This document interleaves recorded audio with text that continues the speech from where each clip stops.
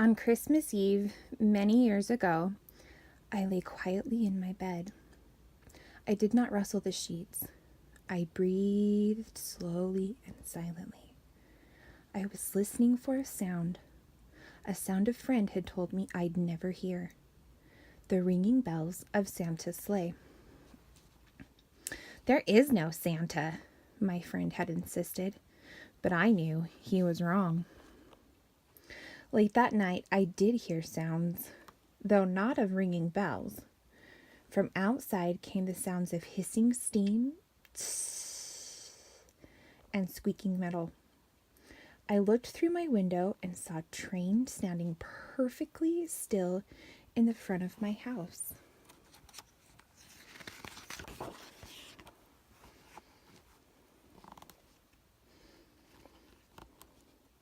It was wrapped in an apron of steam.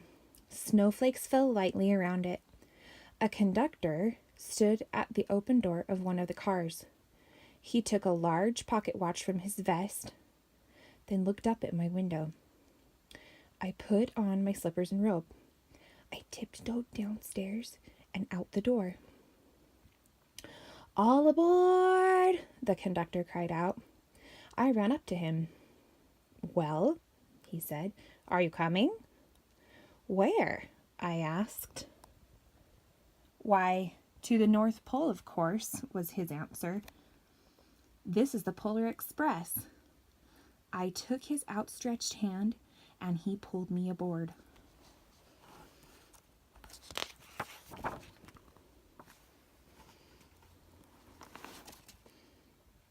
The train was filled with other children, all in their pajamas and nightgowns.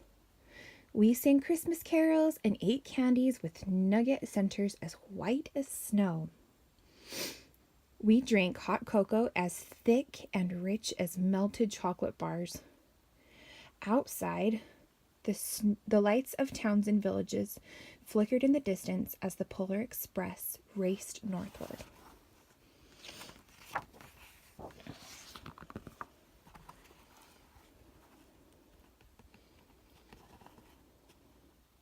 Soon there were no more lights to be seen.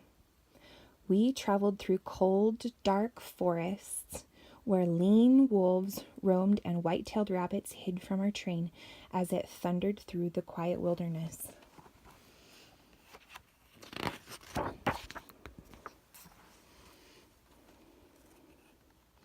We climbed mountains so high it seemed as if we would scrape the moon.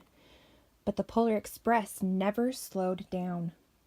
Faster and faster we ran along, rolling over peaks and through valleys like a car on a roller coaster.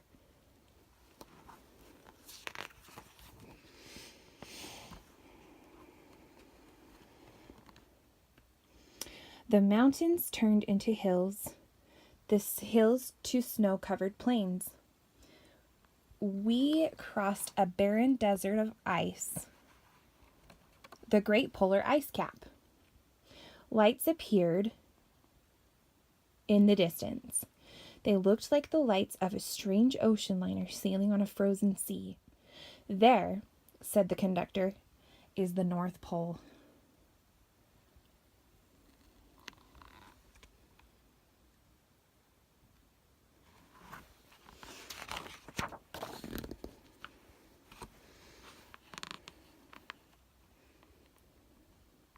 The North Pole. It was a huge city standing alone at the top of the world, filled with factories where every Christmas toy was made. At first we saw no elves. "They are gathering at the center of the city," the conductor told us. "That is where Santa will give the first gift of Christmas." "Who receives the first gift?" we all asked. The conductor answered, "He will choose one of you."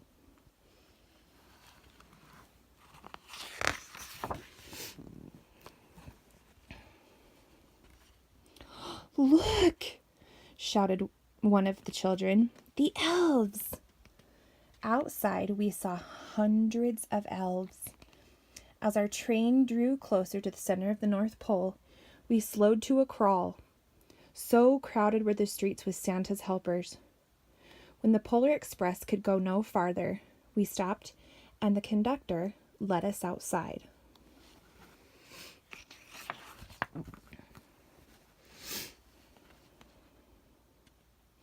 We pressed through the crowd to the edge of a large open circle. In front of us stood Santa's sleigh. The reindeer were excited.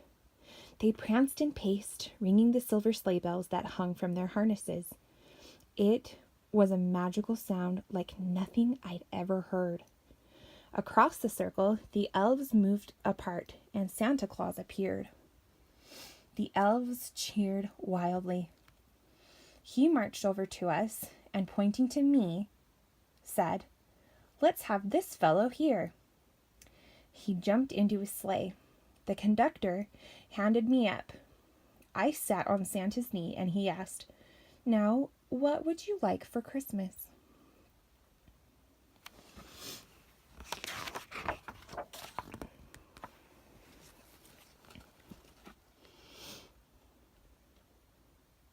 I knew that I could have any gift I could imagine, but the thing I wanted most for Christmas was not inside Santa's giant bag. What I wanted more than anything was one silver bell from Santa's sleigh. When I asked, Santa smiled. Then he gave me a hug and told an elf to cut a bell from a reindeer's harness. The elf tossed it up to Santa.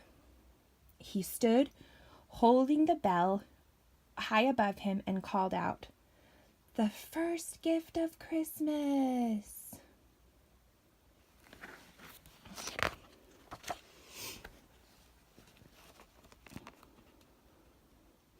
A clock struck midnight as the elves roared their approval.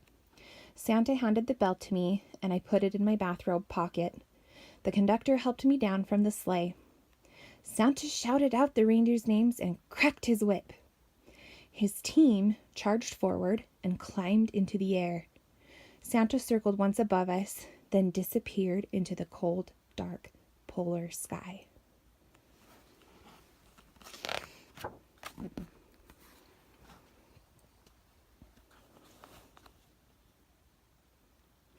As soon as we were back inside the Polar Express, the other children asked to see the bell.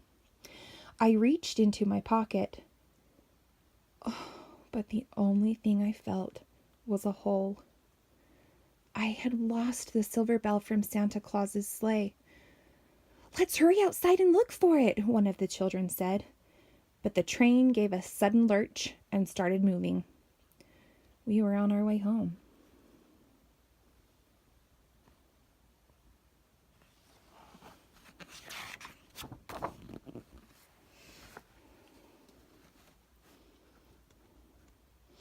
It broke my heart to lose the bell. When the train reached my house, I sadly left the other children. I stood at my doorway and waved goodbye. The conductor said something from the moving train, but I couldn't hear him. "What?" I yelled out. He kept his hands around his mouth. "Merry Christmas!" he shouted. The Polar Express let out a loud blast from its whistle and sped away. Woo!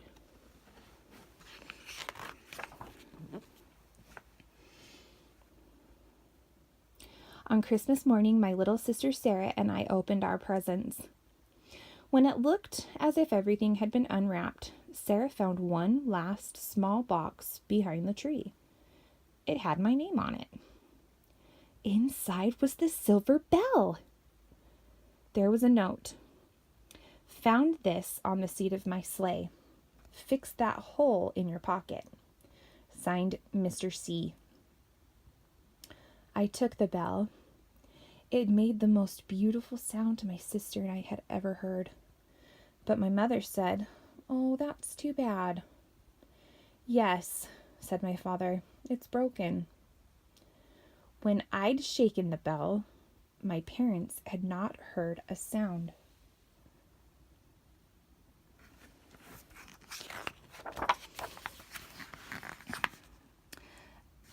At one time, most of my friends could hear the bell. But as years passed, it fell silent for all of them. Even Sarah found one Christmas that she could no longer hear its sweet sound. Though I've grown old, the bell still rings for me as it does for all those who truly believe.